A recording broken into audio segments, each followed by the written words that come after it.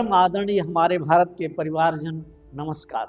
आज हम जिंदगी की बात में चिंता और समस्याओं का जन्म कब होता है, इस बारे में अपनी बात शेयर करेंगे।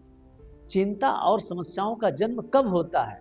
जब हम डर रहे होते हैं तो डर कुछ ज्यादा ही बढ़ जाता है, लेकिन उसका हल कुछ नहीं निकलता, बल्कि कई अज्ञानी व्यक्ति उसमें और इजाफा कर देते हैं।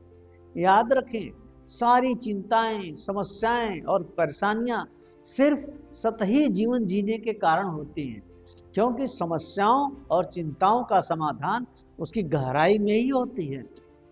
समाज के हर धर्म और मजहब के लोगों के रिश्ते हमारे जीवन को मकसद देते हैं।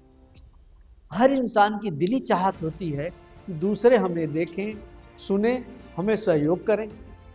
ज्यादातर समाज के लोग एक संगठित विचारधारा, एक स्वयं की बनाई छवि और एक उम्मीदों की तस्वीर लिए रहते हैं, और यही किसी विशेष जाति धर्म के व्यक्ति या उसकी संस्था को सहयोग करने से रोकती है। और यहीं पर जब व्यक्ति सहयोग को कहता है तो धर्म या संस्था का मालिक दो टूक जवाब देता है कि आपका सहयोग नहीं चाहिए, क्योंकि आप उस काबिल नहीं हैं।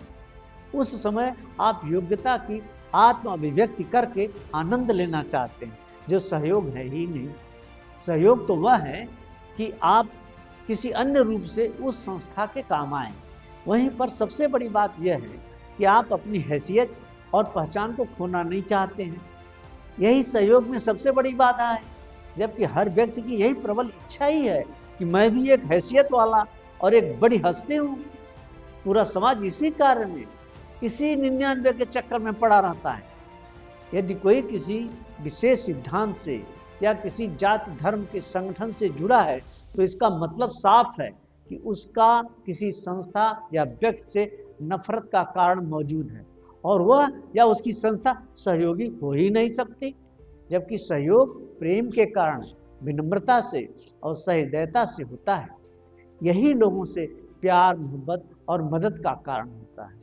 जय हिंद, जय भारत के लोग, नमस्कार।